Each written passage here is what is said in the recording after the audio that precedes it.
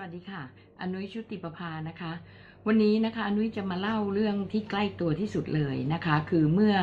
เดือนที่แล้วนะคะลูกสาวเป็นเรื่องของการที่เรียกอะไรเป็นแผลที่หลอดอาหารสาเหตุเกิดจากอะไรเกิดจากทานยาค่ะการทานยาแก้อักเสบชนิดหนึ่งซึ่งเขาก็ไม่ได้แพ้ยาก็ไม่ได้แรง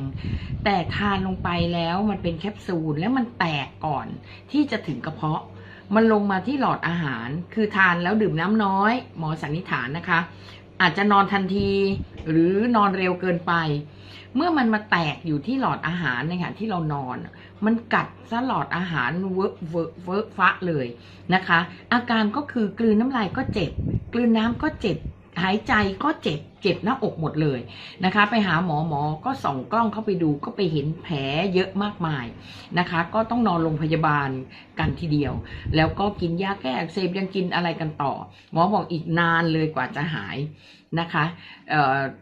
หลังจากที่เข้าโรงพยาบาลแล้วก็กลับมาบ้านนะคะอนุ้ยก็รู้ว่าตัวหนึ่งนะคะคือน้ำว่านหางจระเข้เอสเวล่าเนี่ยมันช่วยลดการอักเสบฆ่าเชื้ออนุ้ยก็ให้ลูกสาวลุดกินนะคะกินไป3 ขวดในขณะที่กินเนี่ยก็ไปหาหมอนัด2 อาทิตย์ไปทีหมอก็บอกเอายาไปกินต่อนะคะพอครั้งที่2จริงๆหมอรักษา6 เดือนหมอบอก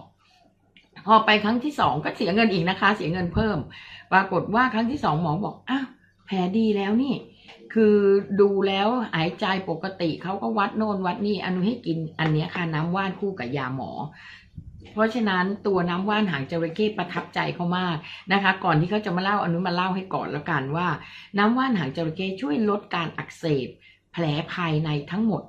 นะคะช่วยให้หายได้เร็วขึ้นเพราะฉะนั้นแนะนำใครที่เป็นนะคะแผลผ่าตัดหรือแผลอะไรก็ตามน้ำว่านหางจระเข้นะคะตัวนี้สุดยอดมากๆเลยค่ะ